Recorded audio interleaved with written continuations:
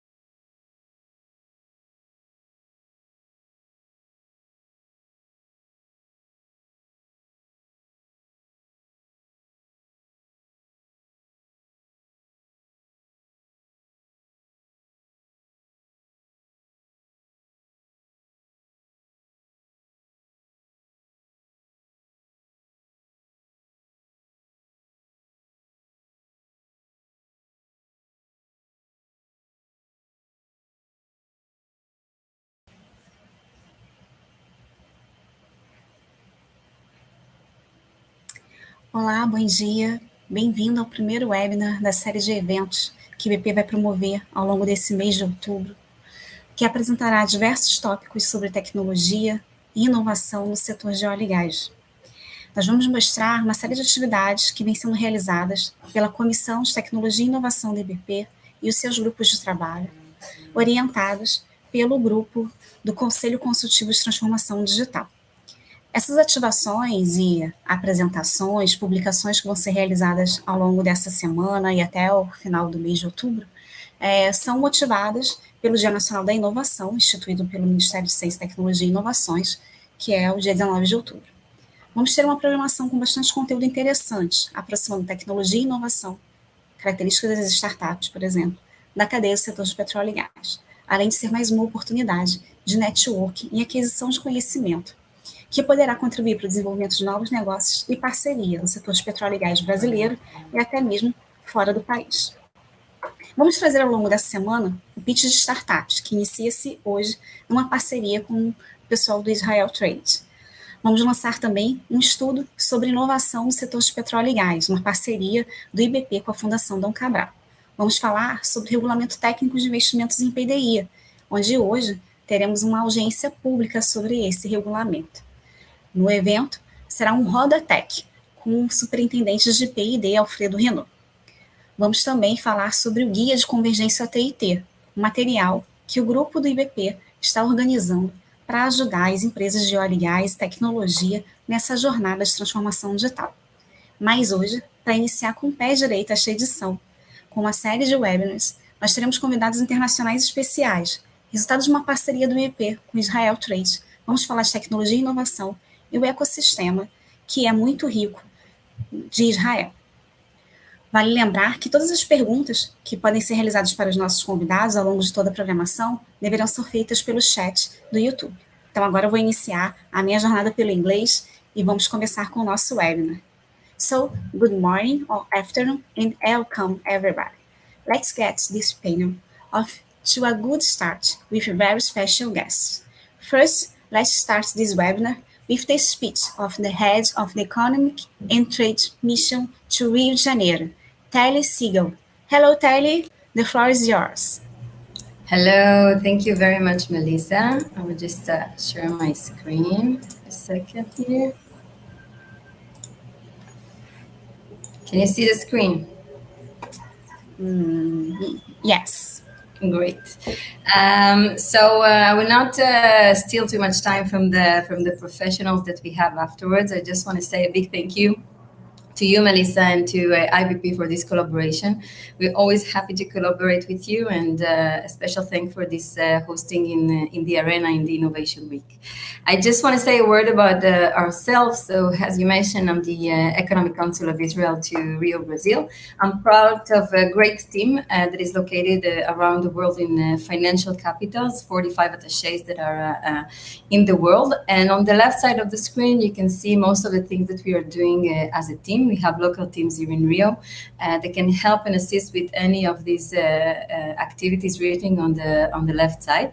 One thing that is not written here would be the scouting that we do for companies in order to be very precise with the help that we're giving to Brazilian companies that would like to meet Israeli companies and to Israeli companies that would like to penetrate the Brazilian market. This is our main goal as the economic mission of Israel to Rio, to enhance the relationship between our countries and to bring more and more business and activities between the two sides. So I want to thank also.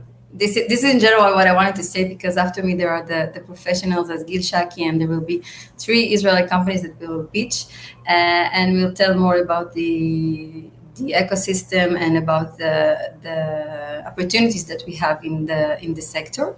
So I'll just leave this on the screen, which is our contact information. If any of this is in your interest, if you would like to talk to our keynote speaker or to the companies that you see here, if there is any other technological interest that you have with Israel, I'm sure that we can help. So this is our email, this is our phone.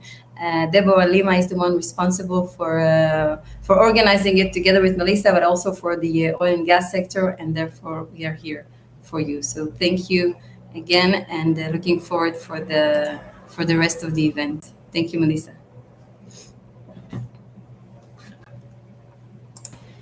Thank you, Tali, for your words. So now from Israel, I have the pleasure to introduce Kivshak. He is expert on national innovation policy and on the Israel Innovation Energy and Infrastructure to Ecosystem. Hi, Jill. Thank you for joining us, and it's nice to have you with us today. Today we are going to discuss technology, innovation, research, startups. I hope will be the first of a series of discussion on the oil and gas Brazilian segment with Israel. IBP is willing to mediate such discussion. So you will have 5 minutes to the presentation. Thank you for coming today. The floor is yours. Então, em primeiro lugar, algumas palavras em português, que eu gosto muito essa língua, esse país, o povo brasileiro, a música brasileira, a comida brasileira, Rio de Janeiro em específico. Mas como língua de trabalho, utilizo mais o inglês, hebraico, com certeza.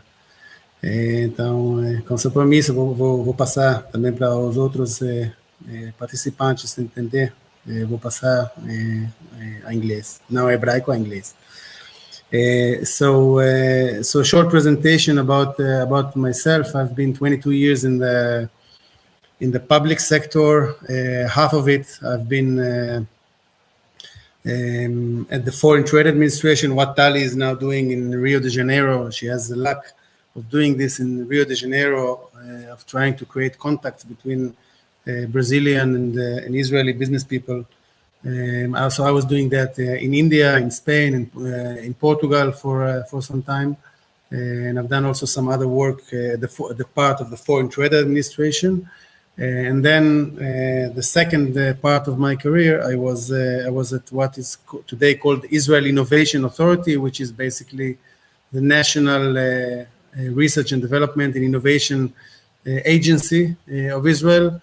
It has been active for the last almost 50 years now, and had a fundamental role in really creating Israel to become a real, and I'm saying it with humility, but really a world leader when it comes to innovation ecosystem, to innovative companies, some of whom you will hear today in the context of oil and gas.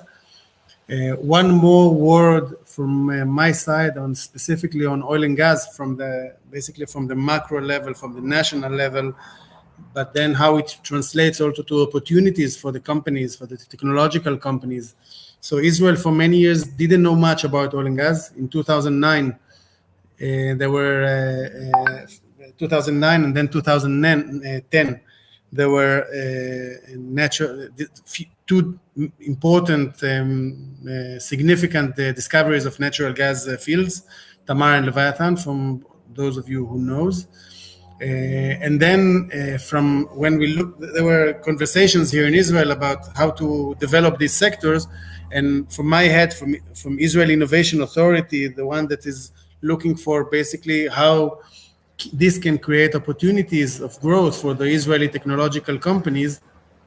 So we understood that the oil and gas sector globally is an immense sector with a wide range of needs and of technological disciplines in the upstream, in the midstream, in the downstream industry, all the supply chain, and in all technological domains really that one can think of, in water treatment and digitalization automation, which is more the focus of today's conference, and chemistry and biology and whatever you can think of. And that Israel has a lot of technological knowledge in those technological domains, but not in oil and gas, because we didn't have oil and gas here before.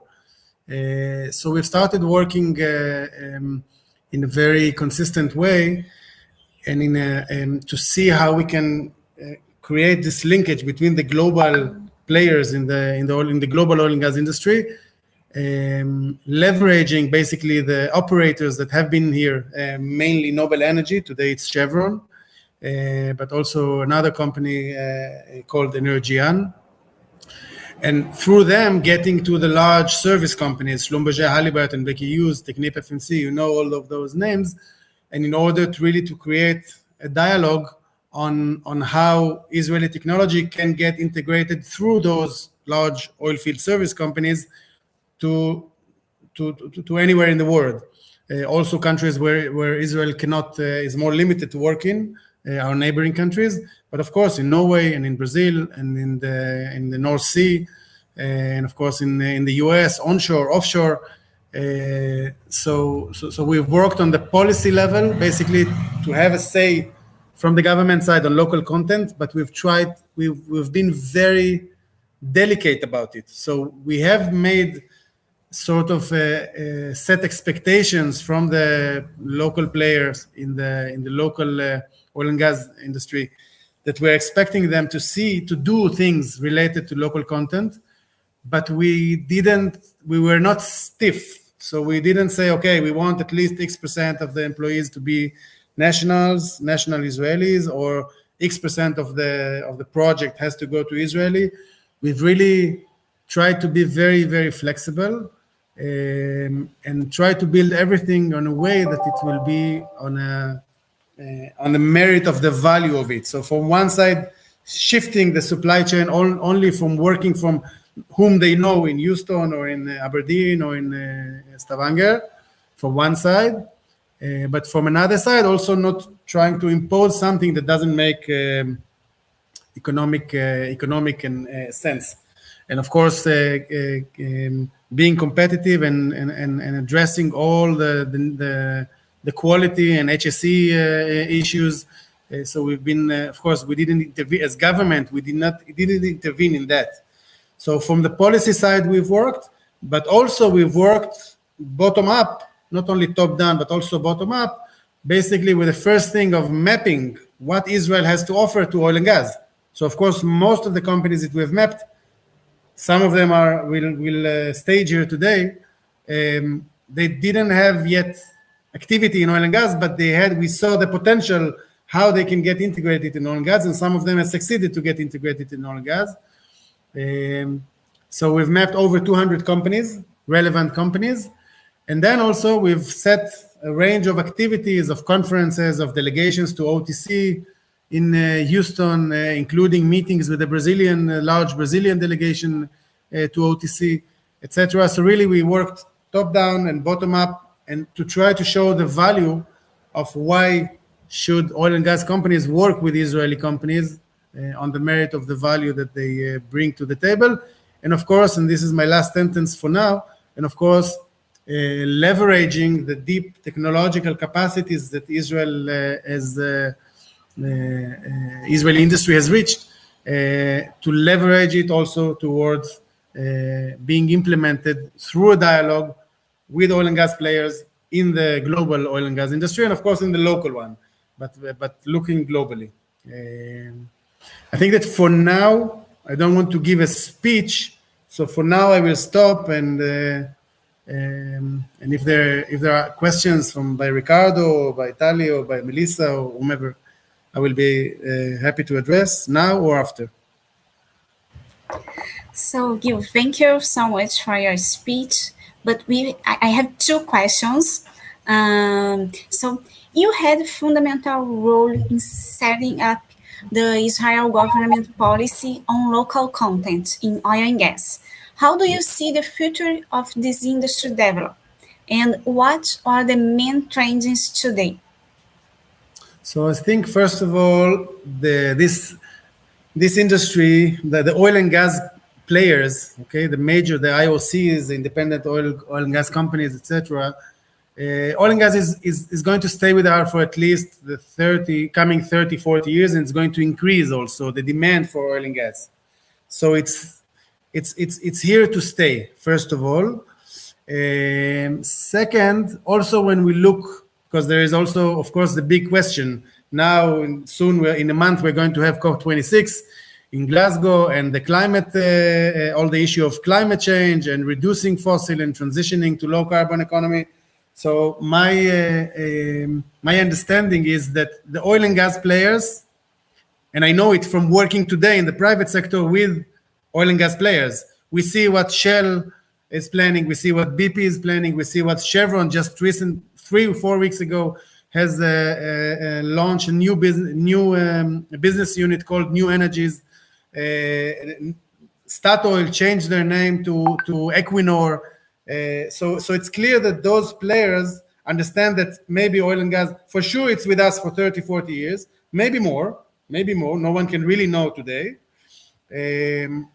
But they're getting ready also if there will be a shift to be part of the game on a large scale. They are the ones that have the capacity to do the transition in a large scale, to transitioning into low carbon economy, and they need both in the fossil side and on the renewables or new energy side, they need technology, enabling technologies. So I think that it's critical for Brazilian companies, technological companies, for Israeli technological companies, to be in touch, both if they're in the fossil side, again, and if they're in the renewable side, with the oil and gas players. This is first of all. Second, if you dive deeper into oil and gas, so I think one of the clear trends is the culmination or the convergence of digitalization and automation technologies into the oil and gas industry, really creating efficiencies, raising safety, and addressing HSE requirement, health, safety, and environmental requirements, which are increasing globally. And of course, economic. It makes everything more economic. You need to lower. Now with the corona, we've seen that the price went to 40, 30, minus 30 for a few hours, a few moments. So the oil and gas companies, I think, has assimilated that it cannot. Now it's 80, it's 90, so everyone in the oil and gas is happy, but it can change again. It will change again, for sure. So the way, and this is not in the control of oil and gas players, politics, geopolitics is getting involved. So the way forward for oil and gas companies to be economically sustainable is cutting their cost structure.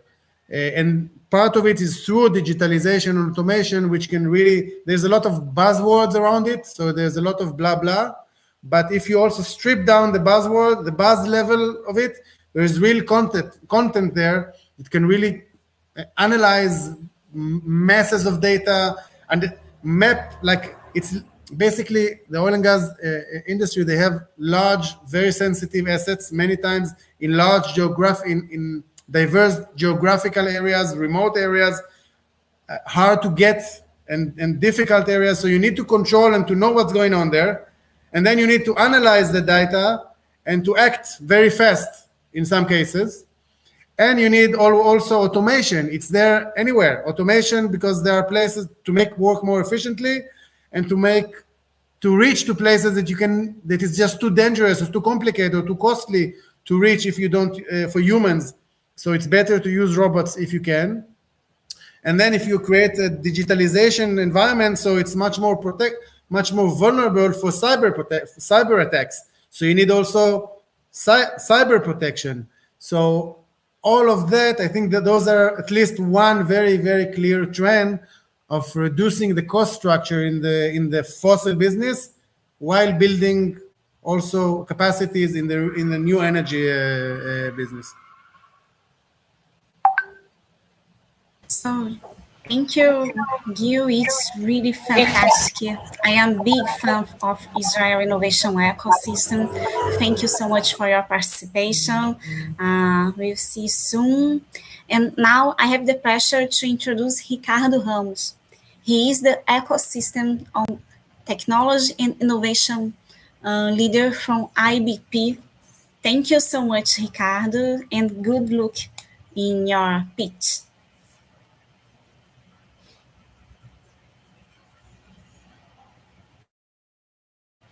Você está no mudo, Ricardo.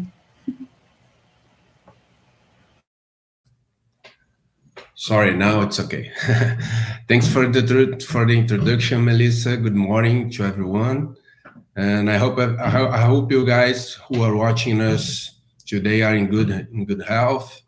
First of all, I would like to thank IBP, its board, and Melissa in particular for the invitation to be here today. It's always a pleasure to contribute with IBP. It's a partnership of a lot of years, and today it's another initiative that I'm really proud to be part of.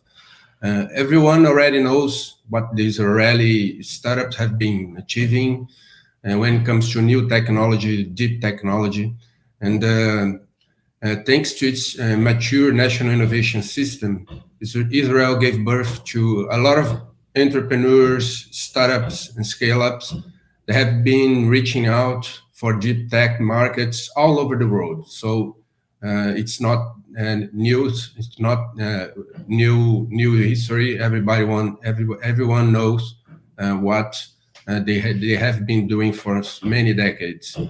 And today we will watch the pitches of a sample of 3 out of thousands, maybe out of hundreds, maybe thousands of other Israeli startups, which are developing technology at the cutting edge of artificial intelligence, big data, cybersecurity, machine learning, and so on.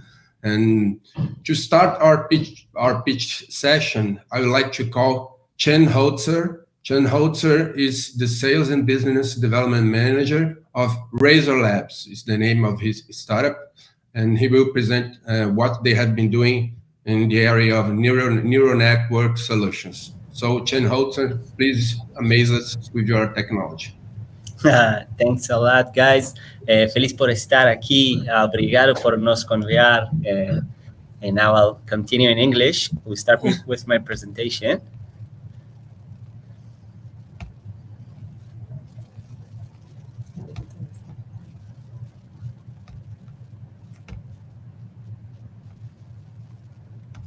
Okay, you can see it? Yeah, we can. Let me know when you can see my presentation. It's okay. Yes, okay, because on YouTube it doesn't show yet, but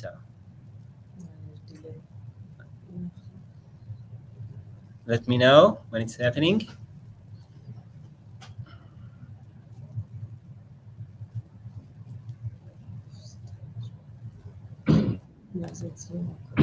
You may start. You have 5 minutes. It's already on. Okay, may go. Okay. So hello, guys. I'm representing Razor Labs. We are an Israeli artificial intelligence company, and it's an honor to be here. So what we do is we make machines smarter using deep neural networks, machine learning, and cutting-edge technologies. Last year, we were announced as one of the 100 most promising AI companies in the globe. We partnership with global leaders for GPUs and computers, such as NVIDIA, AWS, Microsoft, etc. And we were listed in the Israeli stock market this year, so we are well funded to keep going with our journey. So what's our mission? Our mission is to maximize productivity for our clients, improve their system sustainability, and enhance safety. We do it through 3 of our products. First one is DataMind AI, and I'm going to extend my explanation about it in a second. Second one is Inspection AI. We use it in plants, power plants, etc. as we check structure integrity with computer vision and automated systems. And we also have the third product is Visual Mind AI, that we make sure employees are safe using computer vision and everything is automated. So let's dive in to our product, DataMind AI. I think it will be the most interesting for you guys. So first of all, as you can see, it's super easy to use. We have a UI that's very, very user-friendly for even the most remote areas around the globe for them to operate. Our product, he does 2 main things.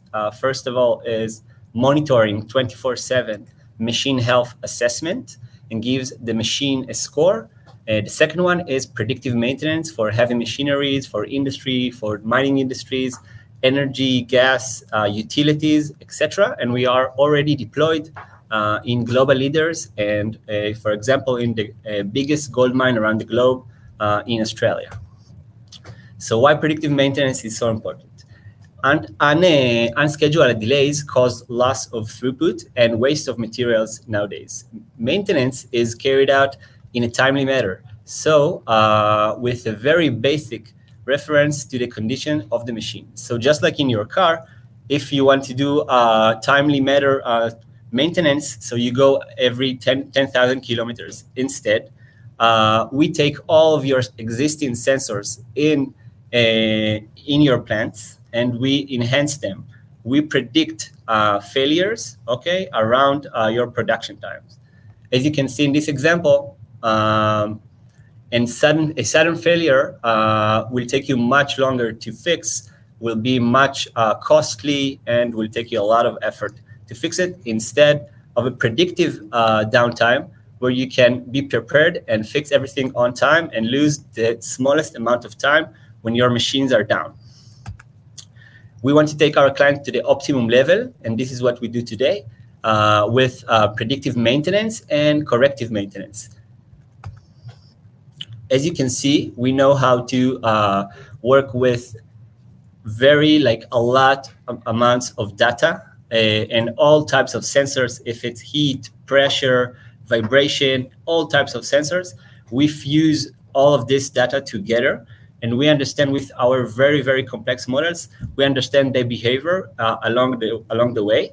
So, for example, a human naked eye will see the change, as you can see on the right of the screen, but in the left of the screen, there is also a change that only our models can detect.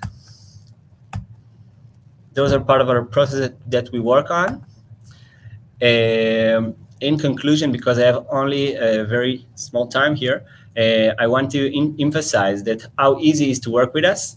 So basically, the flow is 3 to 5 meetings that we do with our clients. We understand truly their challenge and how we're gonna fix it for them. And then we train our models and evaluate the problem.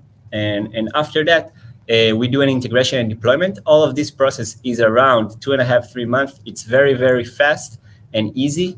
And we don't even have to be boots on the ground. We can do it remotely and bring substantial value to our clients.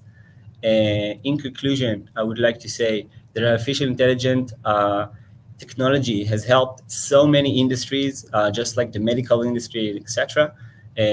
Let's overcome decades of challenges to make the world a better place. Thank you for listening. Thank you, Chen, for your great presentation. Please don't go away yet. We will, at the end, have questions of the audience for you. And we already have one, so please stay with us. And I would like to thank you for your great presentation. I would like to call now Avi LeMay. I hope I have the right pronunciation. He's the co-founder and CTO of Deceptive Bytes, which is working on the area of active endpoint cyber defense. Unfortunately, we won't be able to see Avi because he has a problem with his camera, but I hope we can hear him and watch his presentation very well.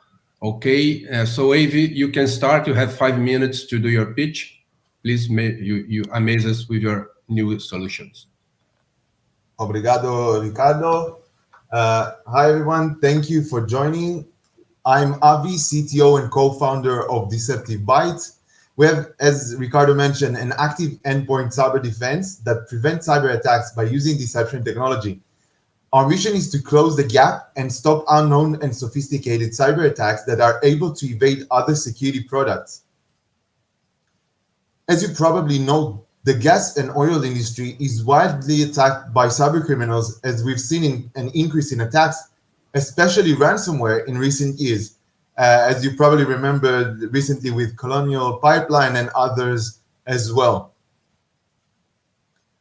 So let's start with a quick analogy. In a bank, robbers will check the security before robbing it. An advanced bank will give the robbers indicated that it has many security measures, such as cameras, motion detectors, guards, etc., and obstacles like different floor plans, fake safes and money, etc. These indicators will deter the robbers in the first place or prevent their success if they do get in. malware behaves just like bank robbers. So how does malware protect itself? As you can see, the Mitre attack matrix is a toolset for cybersecurity experts of malware tactics.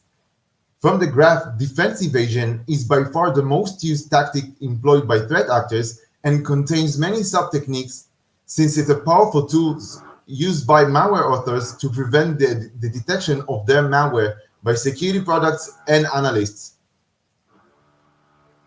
And NIST, the European Agency for Cybersecurity, conducted research related to vulnerabilities using the Mitre attack matrix. As you can see, most vulnerabilities use defense evasion capabilities in their attack, more than twice than any other tactic. So, as you already understand, malware is very clever and evasive, trying to understand where it is, using various ways to evade detection and analysis by security systems and researchers. Last research shows that 98% of all malware is using at least one sandbox evasion technique. It means that when a malware sees a sandbox environment, it tries to evade it in one way or another. And additional research mentions that in every attack, malware is using as many as 10 or more different techniques. Deceptive Bytes patented deception technology uses the same defenses and techniques malware is using against it. We are shaping the attacker's decision-making and beating the bad guys in their own game, and we do that in two ways. With our preemptive defense, we deceive malware into believing it's in a hostile or an unattractive environment to attack, and by doing so, reduce its motivation to attack and the chances of infection. With our proactive defense, we dynamically respond to threats as they evolve based on the current detected stage of compromise, and we change the outcome of the attack. So, for example, we deceive and stop ransomware that operates immediately by making it believe it succeeded encrypting the files as we safeguard them. And of course, we mimic sandbox environments and others to prevent the attack.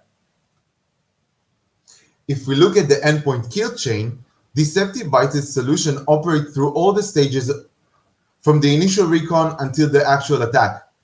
This means that we increase our ability to stop the attack at any chance and at any stage. Since the solution looks at how the malware operates, the tools and techniques, and also how it protects itself, which is quite the same for different types of attack, the solution is effective against a variety of threats, including 0 days, evasive malware, ransomware, and others that eventually use the same techniques to evade detection. Deceptive Bytes' advantages are that we can prevent unknown and sophisticated threats with very high prevention and detection rates in real time. Since we don't scan anything, it's very lightweight and consumes little to no resources. And we don't rely on signatures, so we don't need constant updates, and it can work in standalone disconnected and VDI environments. Also, since adversaries share techniques from one another, we only need to know one technique to be able to potentially stop millions of future threats and with low to non-existing false positives. And our solution operates in user mode, meaning it's more stable than other products. So this is the user interface on the endpoint. It shows the agent status, detected malware, and blocked program by IT. This is the management console. It deploys the agent, notifies about prevented malware, and gives the visibility and control of endpoints across the organizational network to the CISO and IT manager. So we help organizations protect against unknown and sophisticated threats and prevent damage to their data and assets while reducing reputational risk and operational burden. We help CISOs and IT managers by automating responses to detected malware. This helps them reduce alerts fatigue and handling of false positives. And we help the C-level increase efficiency to all employees' endpoints and protect them when working remotely. As a result, we reduce overall operational costs. Obrigado. Thank you for your time. Thank you, Avi. It was a great presentation. cybersecurity is really an issue for everyone, not only on oil and gas, but everyone that deals with data and digital platforms. Thanks for your presentation. We'll have a question for you at the end, so please stay with us. And now I would like to introduce you Asaf Amirsk. He's the CEO of Sierra, which is a startup that works in the area of AI based underwater imaging technology. So Asaf, please start your presentation. You have 5 minutes and amaze us. Thank you very much. So I'll just share my screen.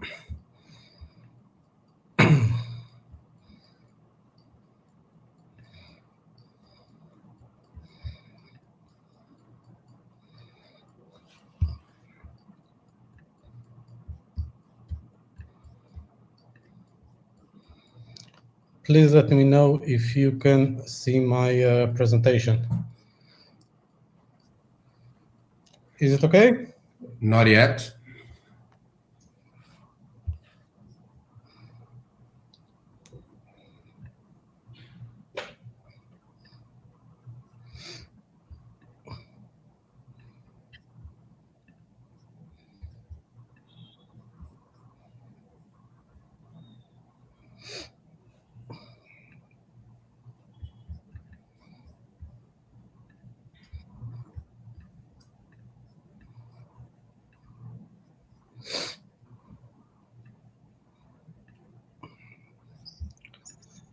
How about now? Now it's okay. You may go. Okay, thank you very much. So again, my name is Asaf Amirski. I'm the CEO of Sierra Vision, which is a company that is focusing on computer vision solutions and mainly for the oil and gas industry, but we're working with other industries such as aquaculture, defense, and others. I want to show you the solution specific for the oil and gas industry today. So just a little bit about us. Sierra was founded 2 years ago by Professor Tali Terbitz, which is heading the marine imaging lab in the University of Haifa. So a leading academic excellence by Tali.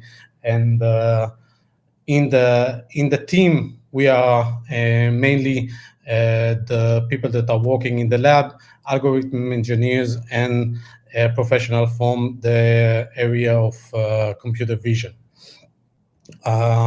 In these last 2 years, we already had global recognition from the academy, different competition, and from the industry as well. We participated in different accelerators and so on. And we also managed to already to write different patents that are specific for computer vision. And now I want to be a bit more specific and talk with you about the problem and the solution that we are offering.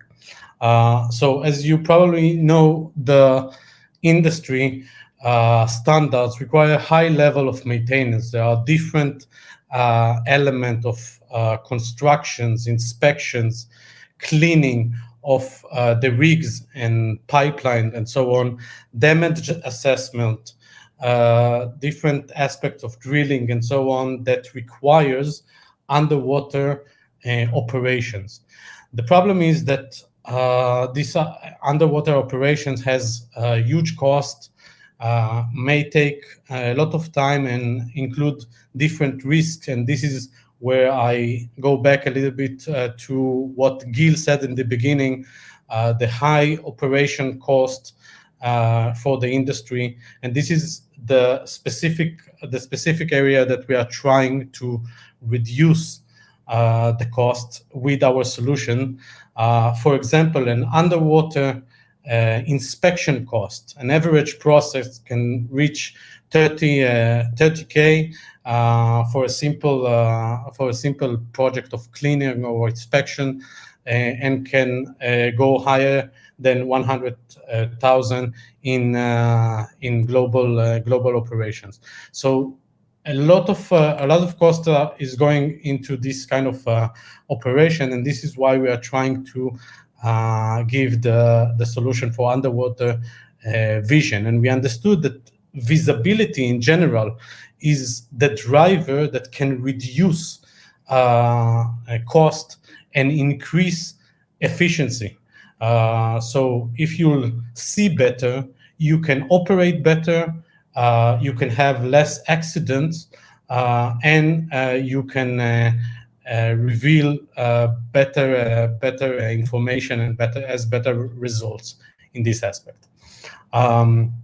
So in general, we create a direct impact on the operational cost. We enable access to essential knowledge that is not being presented before, and we calculated a kind of a potential cost saving per operation of 12%. This is working together with our clients already and managing to save them their cost and potential yearly saving of hundreds of thousands. I want to share with you just a brief video so you can actually see what the software is doing. This was, for example, a video that was shot in the Red Sea. You can see the difference in the video, in the details, in the colors. Obviously, there's no sound because it's basically the sound of the diving. Those are mines, and this is the level of aquaculture cages that we are working with as well. So you can clearly see the advantage of the vision. Again, just to summarize, we can reveal the true scene that might not be appearing for a diver and capture it in the camera. We can restore different colors and create a higher range of visibility. So this is something very important for a diver that is operating, that is diving, or an operator of an ROV that can see for bigger distance and doesn't need to be very close to the pipe or to the rig. And we can reveal higher level of details. In general, we just commercializing our product, a very simple plug-and-play installation. You don't need any specific hardware. It can work in real time and obviously also in post processing. But what's most important is the real-time aspect. We don't have any depth limitation, and we can work with any type of camera. So this is the product. This is the main value that we offer today.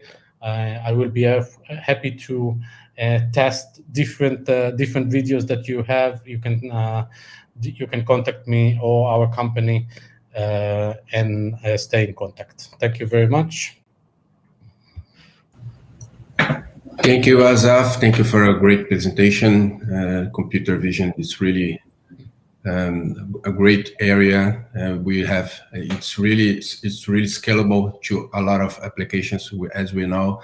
And now I would like to address some questions to all of our presenters here. We have questions for all of them. I'll start with Chen Bozer. Chen Bozer, please come ahead.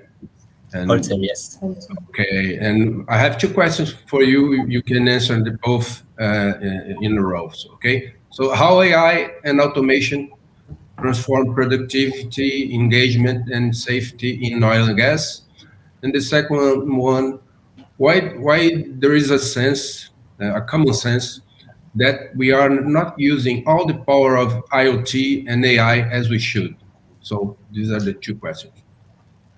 Can you please repeat the second one? I couldn't hear. Sorry. Yeah. Why there is a sense that we are not using all the power of IoT and AI as we should?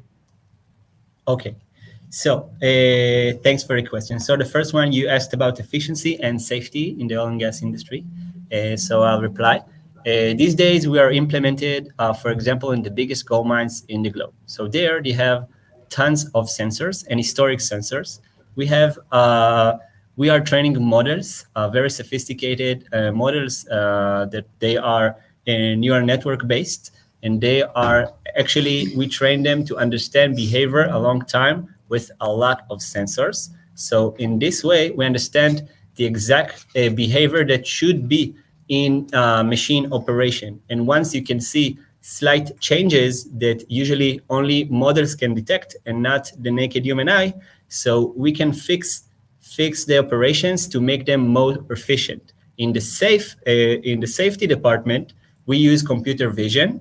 We train models to, for example, one of our projects is to separate between humans and heavy machinery. And you have hybrid environments where humans are walking alongside heavy machinery. So we enhance safety, and we are detecting people and heavy vehicles. And once they are close in close proximity, we can do a real-time alerts in order to increase their safety. Your second question, I think it was about using IoTs and etc. So the answer is because there are so many different types of machineries and IoTs, etc. It's very hard to fuse all of them together for one single insight.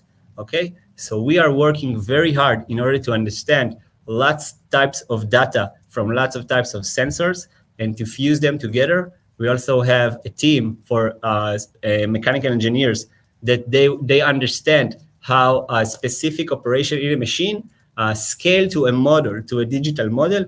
So in this way, we can fuse between all of the sensor for one single insight. I hope it answers your question. Great answer.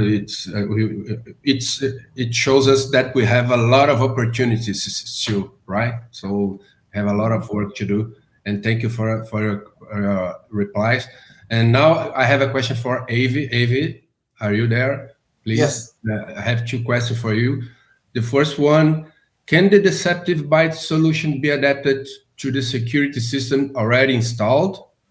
And the second one, in general, it looks like hackers are many steps ahead of cybersecurity solutions.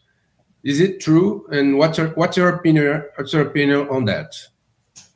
A great question. So I'll refer to the second one first. So yeah, it's always a cat and mouse game with hackers and threat actors.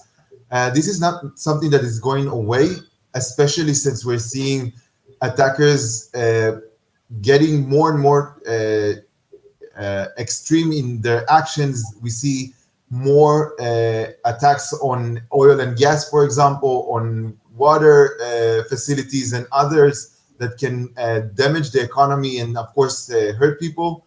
And, of course, they gain a lot of money from this. It's not just for play. It's not just people that are trying things that are gaining a lot of money. We're talking about billions and billions of dollars. So it's not changing. It's evolving over time. But of course, one of the benefits of what we're doing is that we're not trying to chase the attackers the same way that other vendors do, is that in a way, but we do it in a way that we look at how they operate, what are not just their motives, but how do they defend themselves? And we use that to our advantage. So it's always a cat and mouse game, but still you have ways that you can deter the attackers and, of course, reach a point where you can prevent the attack instead of trying to recover from it. So this is in terms of what's going on. And of course, to the first question, actually, of course, the Deceptive Bytes platform is very adaptable. We integrate to different platforms from threat intelligence services like VirusTotal. We integrate to Windows Defender and firewall. So our customers, if they wish to, they can use their existing security in order to protect their endpoints. And of course, they don't have to use other platforms. Of course, we can operate with other platforms as well. And of course, we integrate to other systems so you get better visibility and continue the investigation once we prevent an attack, so you get better understanding on what was attempted rather than trying to recover from the attack itself. Okay, thank you very much, Avi. And I really enjoyed the name of your startup, Deceptive Bytes. So I guess that this is we should be doing, right? We should be deceptive so that the hackers, don't attack us as they would expect. So great replies you have. Now you. I have two questions. I have one question exactly for Asaf. So Asaf, deep AI and computer vision requires a lot more computing power than usual. Does this impact the final cost of the solution? And if it does, how? Not necessarily. It depends. We have some specific requirements for the CPU that is managing the actual working in real time, but it's not something that is that cannot be bought off the shelf. It's relatively in low cost for this specific pricing. It's most of the operators are actually using already the ROVs, the vehicles with some specific cameras and, for example, optic fiber for the communication and some recording assets that are already available. So we are just working as a software that is running on their facilities. So it's relatively easy. In some cases, if the client needs some kind of an upgrade of the computer or something to create better analysis of the data in real time, this is something that we are also providing. Okay, and we have another question from the audience and for you, Asaf. So, I guess I know the answer, but I will make the question anyway. Is it possible that processed image give us a false information? It's from Nilson Capella. I'm not sure what is false image. I mean, the image is just a more enhanced image with different elements. I think that in some places we might not have the best results as expected, and this depends on the light, on the depth, and the way that the camera is bringing the video in real time or in post. But in general, we are not creating something new from the video. We are just trying to enhance it using specific algorithms. Okay. Thank you very much. We have a question from Mariane Siqueira, but I guess it would be better answered by Gil, and Gil is not returning, and I hope you guys could send this question to him, and then we could answer later on. And I have a general question for you guys. You may answer, and you after you answer, you can make your final comments because we don't have any more questions from the audience. My question for you is this: what's the secret of Israeli startups? Because you have a really small market, and you need to work thinking abroad right from the start. This is our impression, and from Brazil. Brazil is a huge market, so we are always looking for our internal market first, and then we think to export our technology. So, what's the secret of Israeli startup to start providing solutions for the road? And is it? And the other one, is it possible to make partnerships between Israeli startups and Brazilian startup. How would that be possible? How do you think we could manage this kind of partnerships? And then you can, each one of you can answer, and then you can make your final comments after that. Okay, it's okay. Gil, Asaf, you want to start? Tell them all our secrets. I don't want to reveal everything, but I think that there's a great book called The Startup Nation that summarize a lot of the ideas of the culture of startups in Israel. I think that there's really a lot of answers talking about the culture of trying to find a solution. I think that obviously the situation of the country and the needs of the country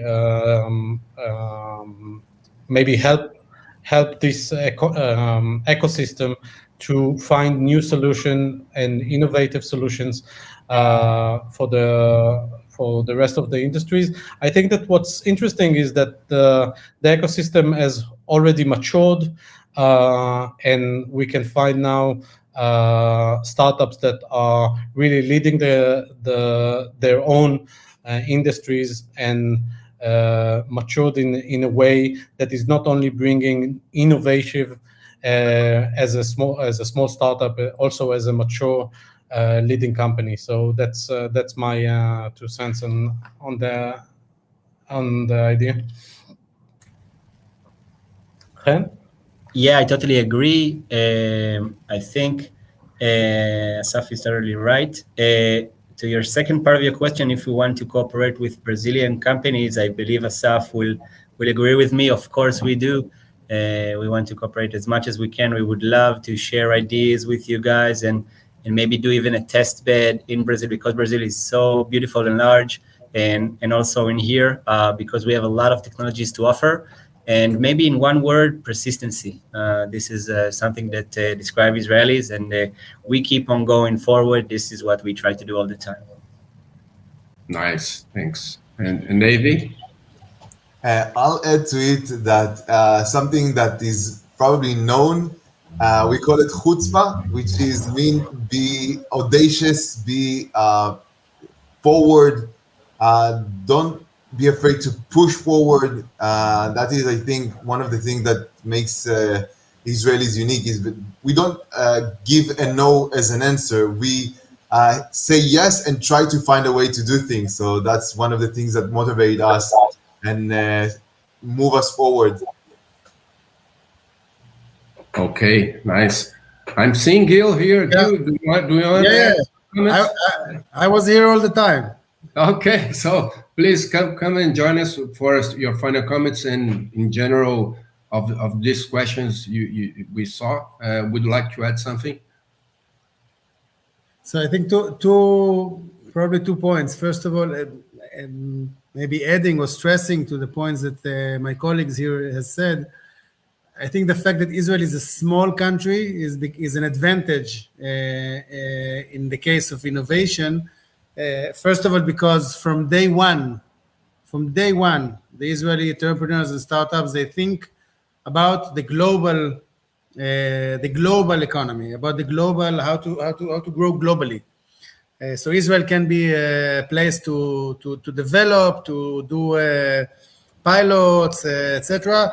But really, from day one, it is being designed to go global, and I think this is crucial.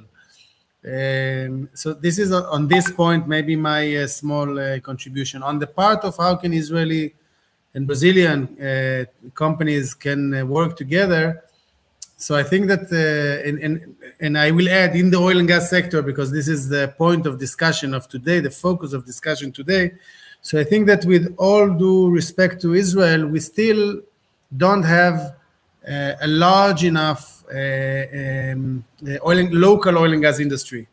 Brazil is huge in that perspective, and there are huge challenges because it's ultra deep offshore activity, so which brings upon a lot of challenges. Some of them can be, or many of them maybe can be addressed also by innovation and technology. So Israelis really can come up with really amazing technologies. And as Chen said, first of all, we say yes, and then we're trying to see how we can solve it. So really, there is a wish to solve something. Bring us a challenge, let's solve.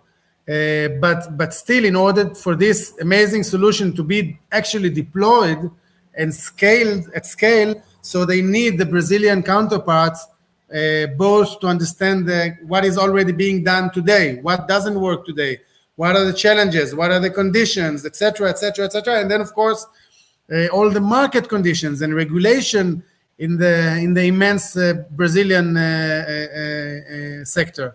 So really, there is a clear win-win situation here, which can make a lot of sense for collaboration. Right, great answer, Gil, and I guess the secret would be partnership, right? Because as a startup, we need to have a multidisciplinary approach, and it doesn't matter if your startup don't know really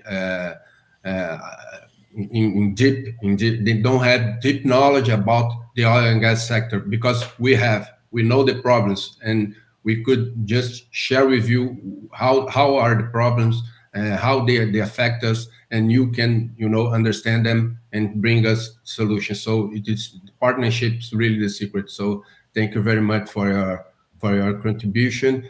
And guys, we are coming to an end to this great panel. I'd like to thank Asaf, Chen, Avi, and Gil that started the panel for your contribution.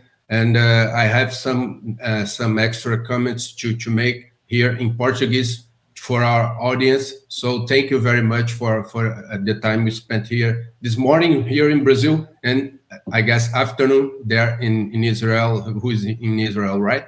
So thank you very much. And I would just switch my brain to Portuguese right now, okay? Muito obrigado e até a próxima. Obrigado. Thank you, guys. Thank you. Pessoal, tivemos um painel aí bastante interessante, né? Como vocês puderam ver, tecnologia está no sangue, no DNA dessas startups, e sem dúvida nosso setor de óleo e gás não vai evoluir em aumento de produtividade, e inclusive na questão da transição, né, energética, a gente vai precisar de muita deep tecnologia, né, muita tecnologia profunda. Então essas startups de Israel certamente trariam um grande ganho com parcerias e até atuando diretamente aqui no Brasil, né? Então, a gente gostaria de fazer um convite, né, para fechando aqui o painel, fazer um convite para vocês participarem dos diálogos da Rio Óleo e Gás, que vão acontecer, né, teremos uma sessão amanhã, no dia 19, às 11 horas, e onde vai ser lançado o estudo sobre inovação do setor de óleo e gás, tá? Uma parceria do IBP com a Fundação Dom Cabral. Se eu não me engano, é um estudo sobre a cultura de inovação no setor de óleo e gás, né? Uma parceria aí entre o IBP e a Fundação Dom Cabral, tá bom, pessoal? Então, mais uma vez, obrigado pela participação dos colegas aí de Israel e também pela audiência que mandou perguntas. Mais uma vez, obrigado e até a próxima.